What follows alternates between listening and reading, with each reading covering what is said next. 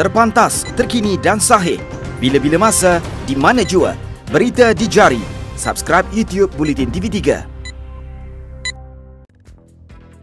Buletin pagi 15 November bersama saya Siti Khadijah Jaafar. Tajuk utama pagi ini, Felda saman 2 bekas pengerusi mohon perintah batal pindah milik tanah di Jalan Semarak. Juga Malaysia ekspor tambahan 2.5 juta tan minyak sawit tahun depan.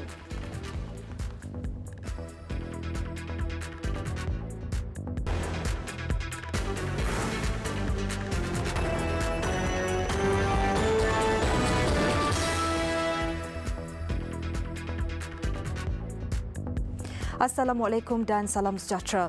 Lembaga Pembangunan Tanah Persekutuan Felda dan anak syarikatnya memfailkan saman terhadap 2 bekas pengerusi Felda, Tan Sri Muhammad Isa Abdul Samad dan Tan Sri Syahri Abdul Samad. Selain itu, saman turut difailkan terhadap Syarikat Pemaju Hartanah Sinergi Prominent Sdn Bhd SPSB serta 18 yang lain untuk mendapatkan perintah bagi membatalkan dengan serta-merta semua instrumen pindah milik tanah di Jalan Semarak. Felda dan Felda Investment Corporation Sdn Bhd FIC selaku plaintiff memfailkan saman itu melalui e-filing Mahkamah Tinggi Sivil dengan menamakan 21 mereka sebagai defendant. Antara yang dinamakan sebagai defendant ialah bekas pengarah besar Felda Datuk Faizul Ahmad, bekas Ketua Pegawai Eksekutif FIC Muhammad Zaid Abdul Jalil dan pengarah SPSB Abdul Rahman Sultan. Dalam writ saman dan penyataan tuntutannya, Felda memohon perintah untuk mengarahkan pengarah tanah dan galian wilayah persekutuan membatalkan dengan serta-merta semua instrumen pindah milik tanah Smart Felda daripada agensi itu kepada SPSB dan Sinergi Prominent KLVC SPKLVC dalam tempoh 30 hari dari tempoh perintah tersebut. Dalam saman itu, Felda dan FIC menuntut ganti rugi dan pampasan terhadap kesemua defendant untuk pelanggaran kewajipan fiduciary yang ditanggung terhadap Felda, iaitu ganti rugi berjumlah 1.062 bilion ringgit bagi nilai komersial tanah Semarak yang boleh diterima secara langsung daripada jualan tanah berkenaan. Kedua plaintiff turut menuntut ganti rugi 1.5 bilion ringgit bagi keseluruhan liability sewa di bawah perjanjian sewa jika ia tidak diketepikan ganti rugi 2.062 bilion ringgit. Selain menuntut ganti rugi bagi nilai komersial 17 lot tanah yang kononnya dijual di bawah 4 perjanjian sewa beli itu serta kos.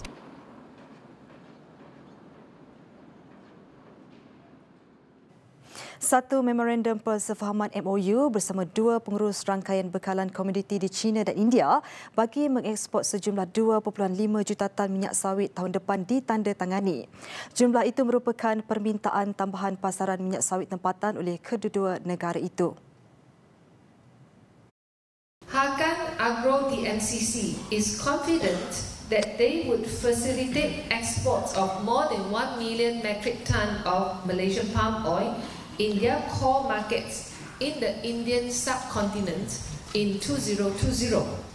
China's Bohai Commodity Exchange, who signed the second MOU, also seen an uptrend demand for Malaysian palm oil and other commodities into China. It aims to import about 1.5 million metric tons of palm oil into China by year 2020.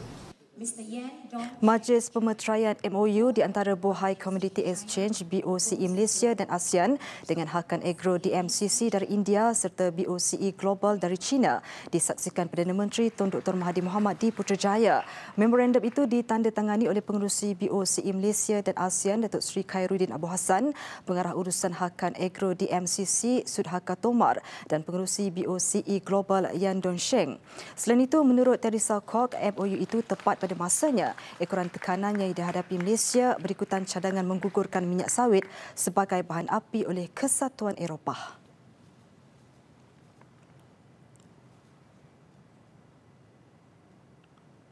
Kolaborasi Agensi Kaunseling dan Pengurusan Kredit AKPK bersama badan kerajaan, swasta dan NGO diharap membantu menangani pelbagai isu daripada kekurangan atau ketiadaan celik kewangan yang berlaku dalam masyarakat kini.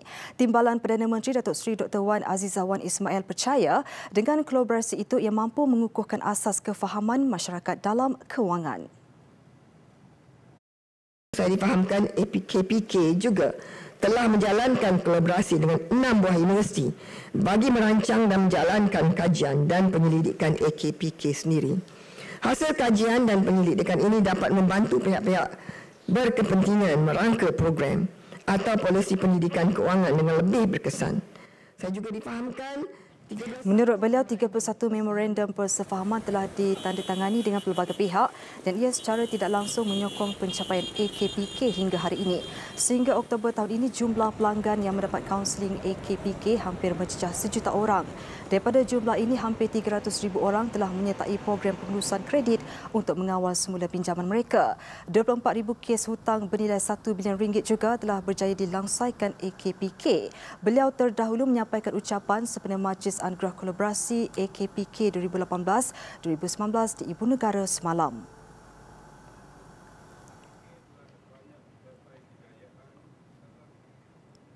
Akta Perlindungan Data Peribadi 2010 atau Akta 709 perlu menghukum bukan sahaja pembocor maklumat tetapi juga penerima data berkenaan. Menteri Komunikasi dan Multimedia Gobind Singh Deo berkata, kajian semula akta itu juga akan membabitkan tindakan ke atas aktiviti penggodam rentas sempadan melalui kerjasama dengan negara ASEAN. Secara dasar bahawa kita kena perketatkan dia, dan kalau kita nak perketatkannya, yang berhormat, kita kena lihat kepada semua sudut dan khususnya lebih luas daripada apa yang berlaku di sekeliling pihak-pihak yang menyebabkan kebocoran itu.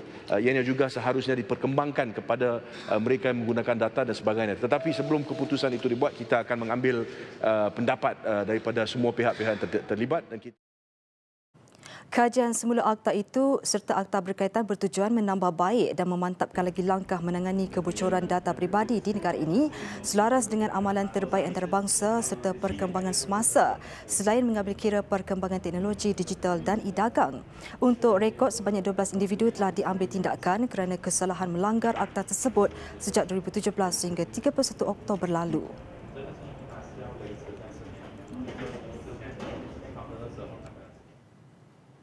Timbalan Presiden PKR Datuk Seri Muhammad Azmin Ali mendakwa ada tangan gaib di belakang keputusan membatalkan undangan beliau untuk merasmikan Kongres Nasional Angkatan Muda Keadilan AMK.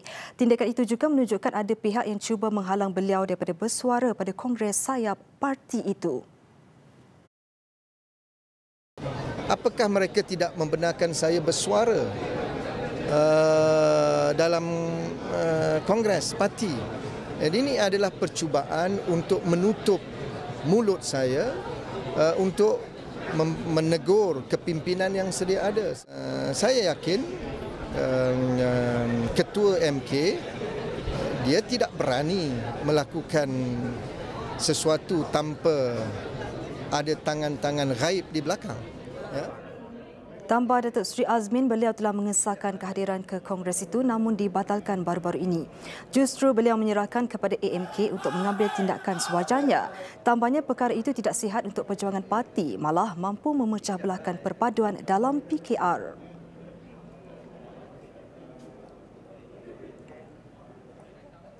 Tindakan pantas pasukan bomber menyelamatkan sebuah pusat pengumpulan barangan lusuh daripada hangus dalam satu kebakaran di kawasan perindustrian Krubong, Melaka. Kejadian turut menyebabkan kepulan asap hitam dapat dilihat sejauh 3 km sekaligus memperlahankan kenderaan di lebuh Sungai Udang, Paya Rumput, Air Keruh berhampiran lokasi kejadian. Kebakaran pusat kita semula di mana kebakaran melibatkan lumpuhkan tayar dan waste drum. Jadi kita mengambil masa 30 minit untuk mengawal kebakaran dan sehingga kini kebakaran kerja-kerja overhaul sedang dilaksanakan oleh pasukan bomber. Operasi pemadaman membabitkan 2 jentera bomber dan sebuah unit bantuan perkhidmatan kecemasan EMRS. Kebakaran membabitkan kawasan seluas lebih 5,000 meter persegi dan selesai dipadamkan dalam tempoh 2,5 jam. Tiada kemalangan jiwa dilaporkan dan punca sebenar kejadian masih disiasat.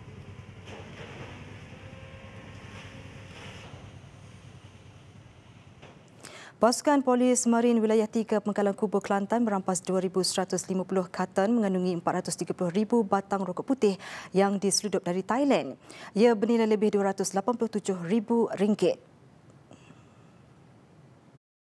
kita rasa juga sedikit-sedikit ini mengambil peluang dengan keadaan cuaca yang tidak mengizinkan sekarang ini untuk terus menjalankan aktiviti mereka. Di samping itu juga kita lihat permintaan terhadap rokok, khususnya rokok seluduk ini adalah tinggi. Serbuan Ops landai itu dilakukan di Kampung Cenderung Kubu Cerang, Cabang 4 hasil risikan pegawai dan anggota Polis Marin. Ketika operasi, sebuah lori dalam keadaan mencurigakan diekori. Selepas menyedari kehadiran pihak berkuasa, pemandu lori berkenaan memuncul laju sebelum memberhentikan kenderaan dan melarikan diri. Siasatan awal mendapati bekalan rokok putih tanpa cukai import berkenaan adalah untuk pasaran tempatan di sekitar Pantai Timur.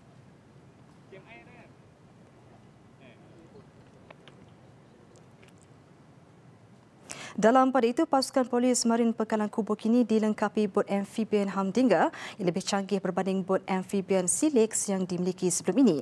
Bot bernilai 4.6 juta ringgit itu akan meningkatkan kecekapan operasi menyelamat dan memindahkan mangsa ke tempat selamat jika banjir berlaku tahun ini di sepanjang Sungai Golok. Kita harap dengan aset yang baru ini kita dapat lagi menjalankan tugas-tugas menyelamat khususnya di musim banjir ini dengan lebih cekap untuk membantu masyarakat khusus di Pantai Timur ini untuk dari segi masa-masa tugas-tugas menyelamat dan pemindahan masa-masa banjir. Selain membantu mangsa banjir, ia juga akan digunakan bagi tujuan membantras jenayah. Usaha menyelamat kini memerlukan kepakaran serta teknologi tinggi berdasarkan bentuk muka bumi yang pelbagai. Bot amphibian Humdinger panjangnya 6.9 meter dan lebar 2.2 meter, mempunyai kelajuan di air 30 knot dan darat 80 km sejam dan mampu membawa bebanan berat sehingga 1,000 kilogram.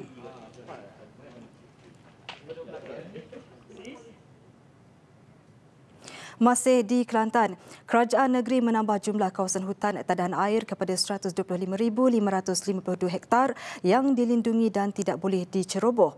Menteri Besar Datuk Ahmad Yaakob berkata jumlah itu dipersetujui setelah kerajaan negeri mewartakan tambahan kawasan hutan seluas 51,688 hektar sebagai kawasan hutan tadahan air di bawah fungsi pengelasan hutan perlindungan. Persetujuan penguartaan tambahan itu pada 10 Oktober tahun lalu menjadikan kawasan itu perlu dilindungi bersama. Di samping itu kita menggalakkan masyarakat kita supaya sentiasa memberi sokongan pada usaha memelihara dan menjaga khazanah hutan kita. Sekarang ini kita masih kekal, alhamdulillah, dengan 54% kawasan berhutan di negeri Kelantan. Dan kita bangga ada sekarang 125,500 hektar adalah kawasan tadahan air. Ini maknanya kita sememangnya di samping kita berusaha untuk menambah bilangan dan kita berusaha untuk mengawal hutan kita. Beliau terdahulu merasmikan majlis sambutan Hari Hutan Antarabangsa kali ke-48 dan Hari Perancangan Bandar Sedunia peringkat negeri Kelantan di Pantai Senok Bacok. Kerajaan negeri juga telah mengenal pasti 5 kawasan sesuai dan berpotensi untuk diwartakan sebagai hutan simpanan kekal, iaitu hutan paya laut di Tumpat, hutan paya gambut di Pasir Mas, hutan tanah tinggi di Lojing Highlands dan hutan pantai di Bacok dan Pasir Putih. Dia sebenarnya berdasarkan kepada keputusan Majlis Tanah Negara di mana setiap negeri perlu mengenal pasti kawasan-kawasan untuk dijadikan hutan tanah air. So pada tahun 2019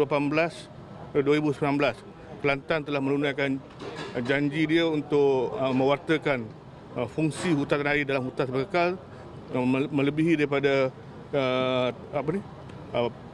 melebihi daripada keluasan yang telah dikenal pasti dalam Majlis Tanah Negara yang sebelum ini. So ini satu pencapaian yang besar lah. Kerana bila dia jadi hutan tanah air, secara terlangsung dia menjadi kawasan perlindungan. Kawasan perlindungan total untuk tujuan menjamin makanan air bersih dan sebarang aktiviti-aktiviti pembangunan tidak dapat dimasuk dalam kawasan itu. Kerajaan Negeri Pulau Pinang memohon peruntukan 100 juta ringgit daripada kerajaan pusat bagi menampung kos penyelenggaraan perumahan awam dan swasta di negeri itu. Satu maklum balas yang positif diharapkan kerana Pulau Pinang pernah dinafikan peruntukan selama 3 tahun lalu di bawah kerajaan terdahulu. So the minister, after responding to my request to be given priority, having regard to all this while having been sidelined, responded. She would give Penang special consideration, in particular in relation to applications for lift under both these funds. And not a week after that, my department has received a call from Putrajaya saying that they are going to come to Penang. Either they will come to Penang or we will go to Putrajaya, either or, to discuss both applications that have been submitted. Kerajaan negeri memohon 70.2 juta ringgit bagi kos penyelenggaraan 154 projek dari tahun 2013 hingga 2015. Namun hanya 28 projek diluluskan dengan peruntukan 18.4 juta ringgit. Dan selama 3 tahun dari 2016 hingga 2018 tiada peruntukan diagihkan menyebabkan kerajaan negeri terpaksa menggunakan dananya sendiri iaitu sebanyak 232 juta ringgit sejak 11 tahun mentadbir.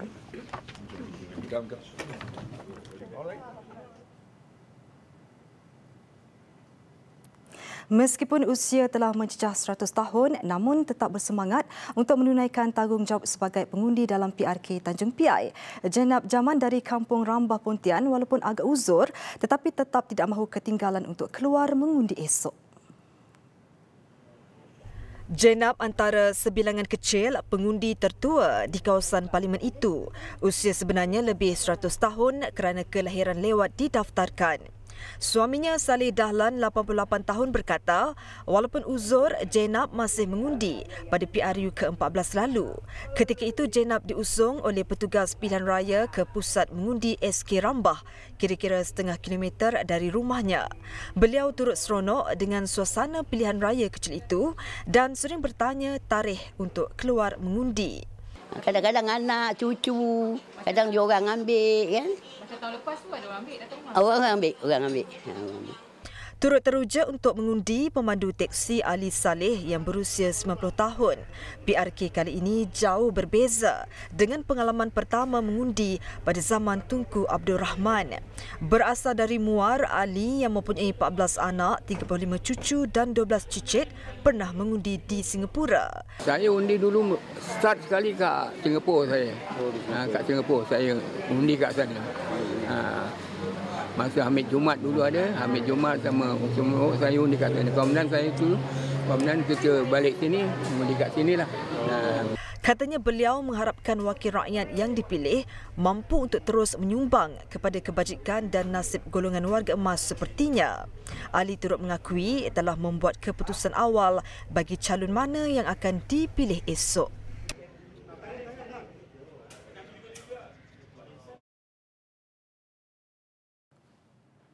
Laporan luar negara.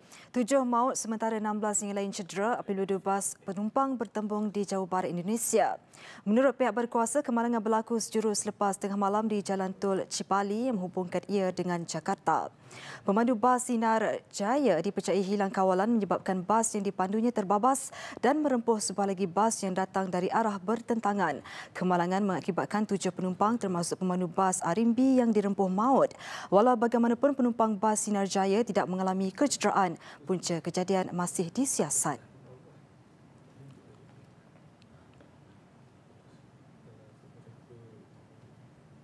Dua orang maut termasuk suspek dalam insiden tembakan di sebuah kolej di timur Rusia.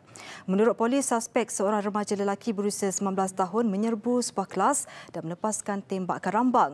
Setibanya polis di tempat kejadian, suspek bertindak membunuh diri. 3 mangsa lain cedera. Motif kejadian belum disahkan. Begitupun siasatan awal mendapati serangan itu mungkin disebabkan pergaduhan antara rakan sekelas. Сколько человек пострадало, не знаем. Сейчас вот у меня на работе в магазине здесь спрятали девчонку. 4 orang penunjuk perasaan maut manakala 35 orang lagi cedera dalam satu bantahan yang diadakan di Baghdad semalam. Kesemua mangsa terbunuh akibat terkena kanister gas pemedih mata yang dilepaskan oleh pasukan keselamatan berhampiran Tahrir Square. Pasukan keselamatan menggunakan peluru hidup, peluru getah dan gas pemedih mata untuk meneraikan tunjuk perasaan. Kebanyakan mereka yang cedera akibat tembakan peluru getah dan tersedak gas dibawa ke hospital untuk menerima rawatan. Perdana Menteri Adil Abdul Mahdi mengambil tindakan untuk menghentikan bantahan dengan memberikan bantuan kepada golongan miskin dan mewujudkan lebih banyak peluang pekerjaan. Usahanya itu walau bagaimanapun gagal. Setakat ini lebih 300 orang terbunuh sejak bantahan diadakan pada 1 Oktober di wilayah itu.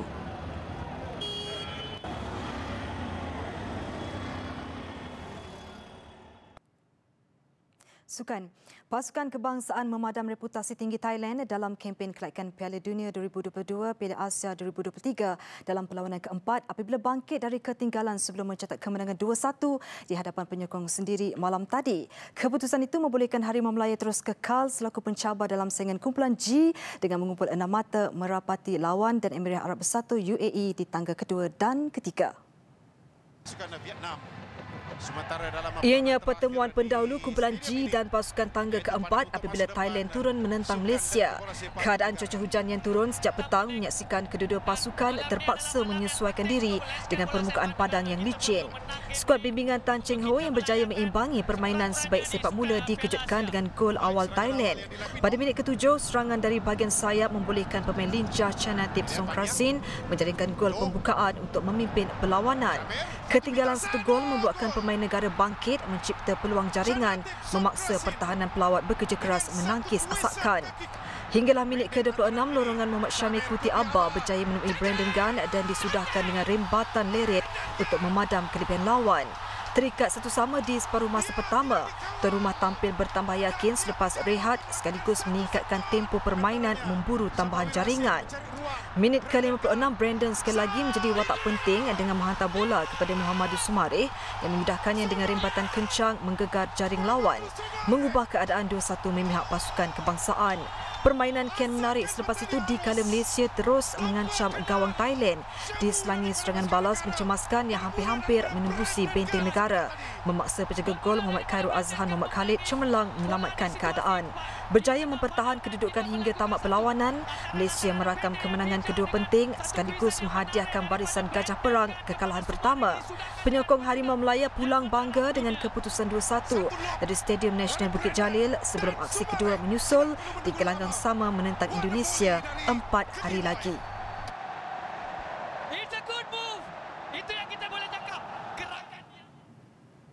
I think with all the players fantastic, played one of the best game for this year. That not easy. We know that Thailand team came with the strongest side, but the most important that I think the players show the fighting spirit and never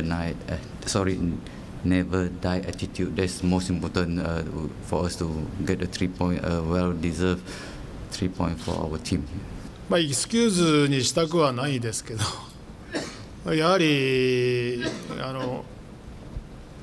我々というか技術を発揮するには難しいピッチコンディション、これは両チーム同じだとは思いますけど、やはり慣れっていう部分ではワンテンポ遅れることが全てのプレーが成立しないことになってしまったり、それがストレスになってしまったり、たくさんいろんなポイントでそれはあったとは思います。